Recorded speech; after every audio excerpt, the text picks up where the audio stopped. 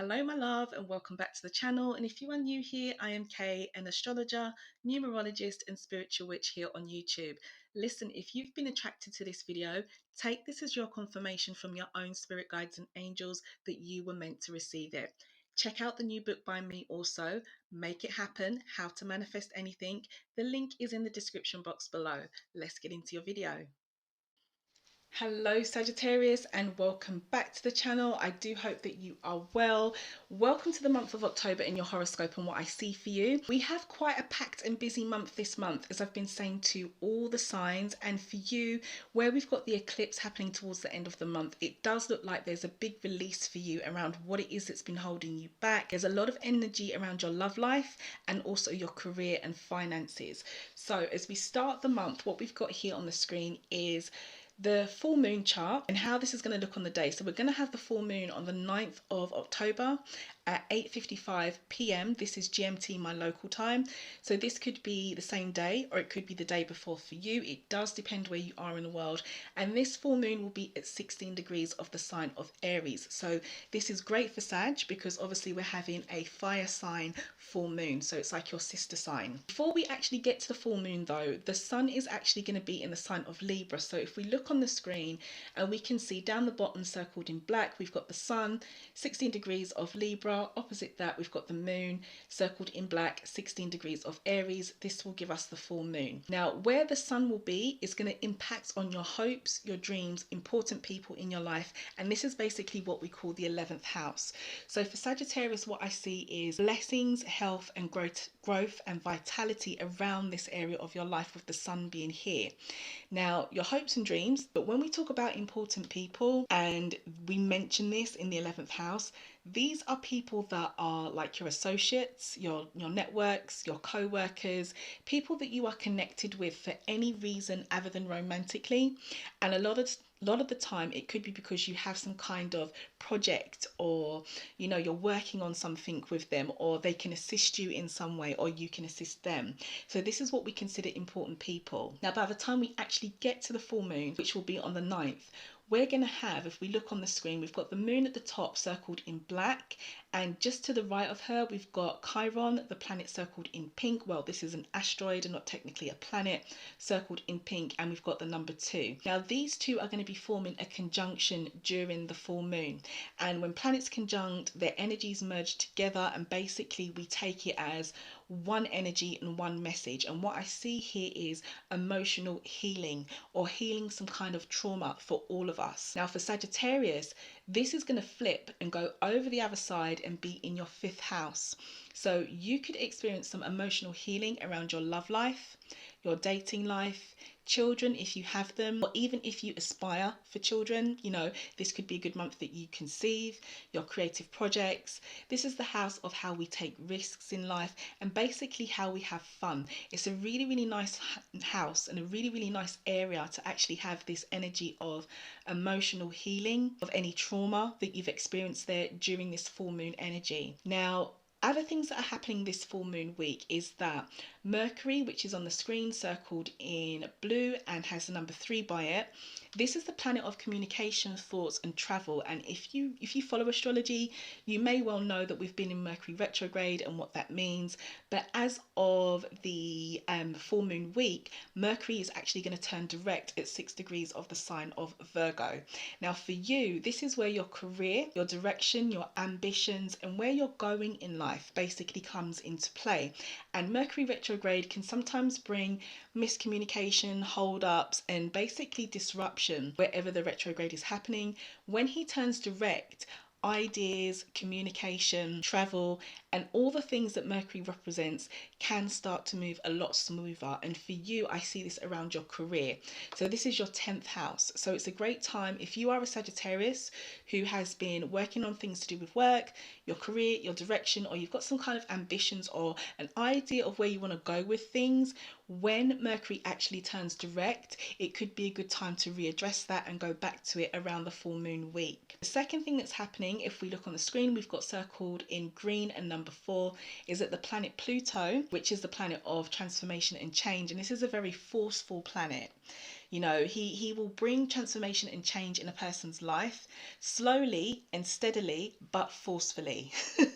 It's not like the planet Uranus where everything's just like, you know, the Pluto will bring it to you, but he will give it to you in a more, you know, a way that maybe is not all at once, I guess is what I want to say. Change can happen, but maybe it's not so sudden. It's more transformational. Now, he's also going to turn direct at 26 degrees of Capricorn during this full moon week. And for you, this is going to impact on your finances, your wealth, and what it is that you value in life. So these are your personal values and your morals, and also what you are of value. So in other words, what you have, like your money, your property, you know, whatever assets you hold. So it's the house of value. So this is your second house.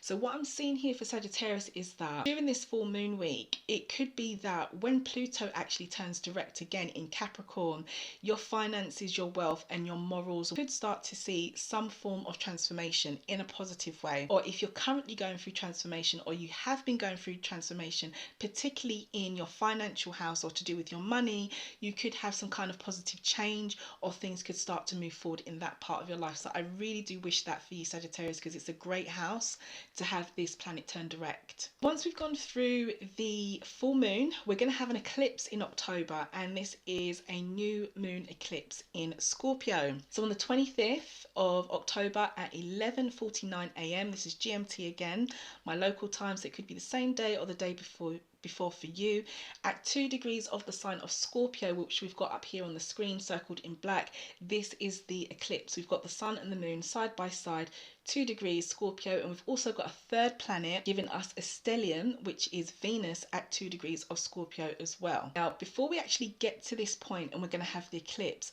the sun would have shifted from the sign of Libra and moved into the sign of Scorpio. So the sun is going to be around the area of life for you, which is where you feel held back, so your 12th house. So it could be that some blessings really come here.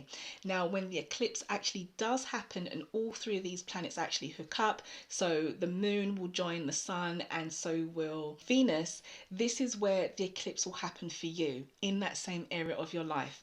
Now, the kind of eclipse that this is in your house of where you feel held back is going to be an eclipse for release, and I would say as well as an astrologer, opportunity, because it's a new moon. The eclipse, if you look on the screen, is actually happening right by the south node, which is to the left, like the kind of horseshoe looking symbol to the left that's in black. And this is the past. This is where we let go. This is where we, you know, don't hold on to things. And an eclipse is designed to basically do this, to switch the game up so much. And so where this is happening in your 12th house, it is anywhere you feel mentally held back, or situations, people, places, or things hold you back. This is also the house that covers large organizations that we deal with or that we work for.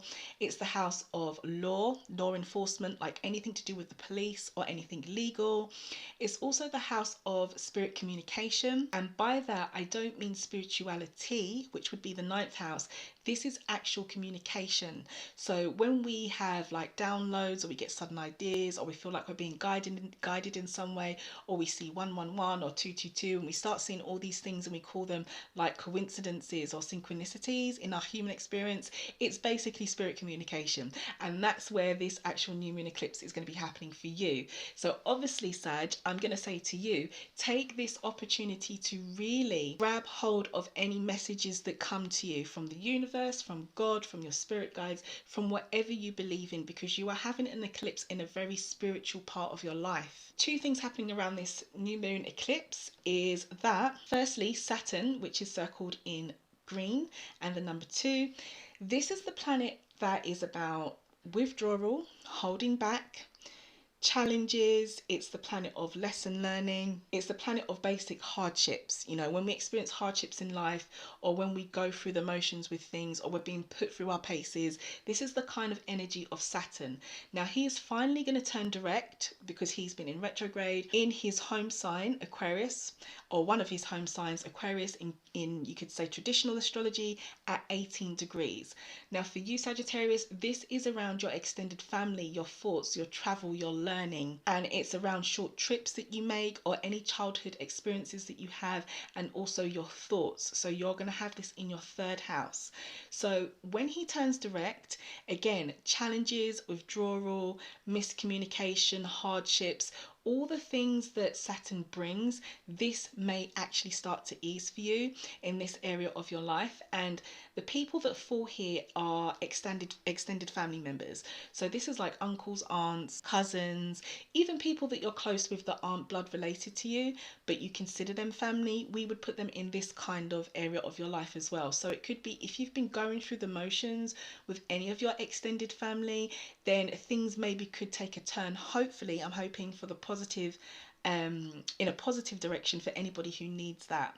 The second thing is we've got Mars here on the screen circled in blue, and we've got him there. He is going to form a retrograde, so he is going to be going backwards. And this is about being pulled back to a situation, person, place, or thing, because that's what retrograde is about in a nutshell, to keep it very, very basic. So if a planet's going backwards, it's bringing you back to something. Now for Sagittarius, I see this being around your relationships and your serious commitments in life. So these are things like your marriages, if you're married. These are business deals, business partners, or anything that you are seriously committed to, situation, person, place, or thing that shares your life. Okay, so you are being brought back to this. Mars's energy is about anger, motivation, drive, dedication.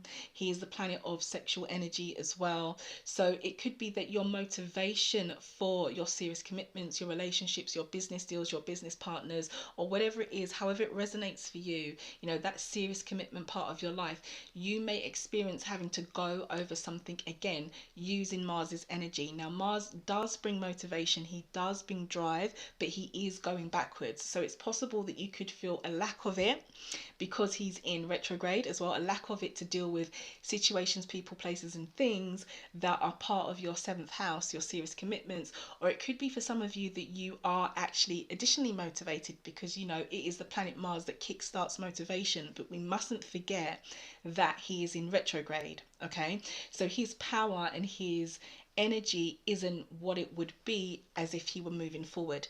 And technically speaking, you know, in astrology, a planet can't technically move backwards, but he just appears to be from the position that he will be in the sky, and everything else is moving. He's basically got to a point where he can't travel any further in the universe, so we consider him retrograde until he starts to move again, and he can move backwards, or we should say forwards, in a forward motion, and he looks like he's moving in line with everything else. But you know, Mars retrograde lasts a couple of weeks, you know, 3-4 weeks. And during this period of time, just be mindful of how you're dealing with your relationships, business partners, business deals, or any serious things that you are committed to or you are thinking to be committed to. And this is happening under the sign of Gemini as well. So Gemini's energy is like a social energy. It's an air sign. You know, it deals with communication and thoughts as well. And Gemini can be a very indecisive energy because, you know, it's a dual sign with the twins. So again, when it comes to your decision making, Sagittarius, around your serious commitments, keep in mind that we are in retrograde, okay? And maybe look at things in a bit more detail. So finally then, Sagittarius, okay, to close out your horoscope for this month, we have got Jupiter performing some key things, bringing us a lot of luck, benevolent energy, and a Midas touch this month. So Jupiter is that planet of expansion, fortune, good luck. You know, he brings blessings, a very benevolent planet, the planet of spirituality, planet of sports, publishing, and generally spirituality. It's a very, very uplifting planet. Now, he is going to be at some point in the sky around this eclipse at 0 degrees of Aries, okay?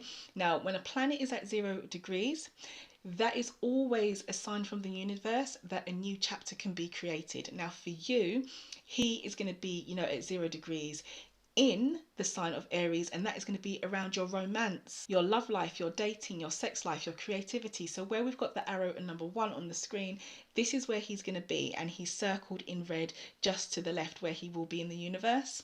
So when it comes to who you're dating, if you're trying to find love, if you're working on creative projects, children come into this house as well. It's the house of how we have fun, how we let go, and basically how we enjoy life. You know, there could be a good opportunity for this towards the end of the month around the eclipse.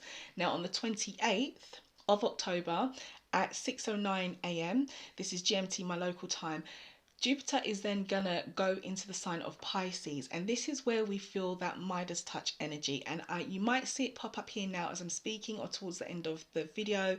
I did do quite a detailed video on why it is so important. I did it at the end of 2021, I think, why it is so important when we have Jupiter in the sign of Pisces, because this is what I like to call Midas touch. Jupiter and Pisces together is just like such a brilliant combination. And for you, this is going to be around your home, your family, your private life, and the recent past. So when he's in Aries and he's in the 5th house where the arrow is a number 1, when he shifts back into Pisces, and because he's going through a retrograde as well, he's going to bring you back to your home life, and he's going to move back one house, back one part of life.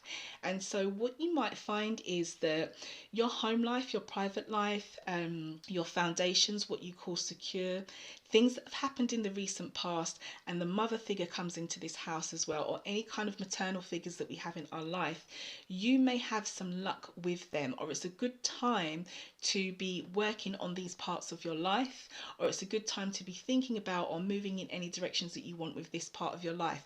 But certainly because he is retrograding and going back into this sign, which is a great sign for him to be in, it's a good sign. You know, it's a good sign for this part of your life.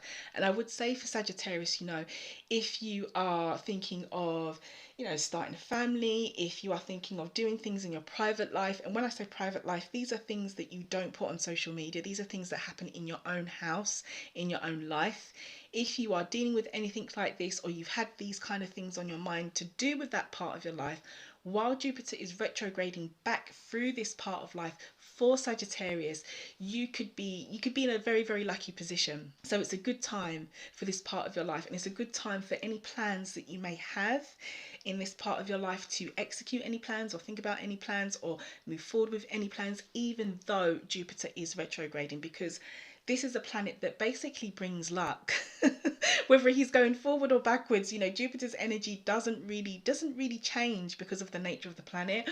But all that may happen when he's in retrograde is that Midas touch energy that he gives might be a little bit slower, or it might trickle through a bit more because he's in retrograde. But generally speaking, you know, the benevolence, the happiness, the support, the blessings, the love, you know, the expansion that Jupiter brings, generally speaking, for me as an astrologer, doesn't change whether he is in retrograde or a forward motion. What changes it is how other planets are impacting with him, or how he's impacting on other planets.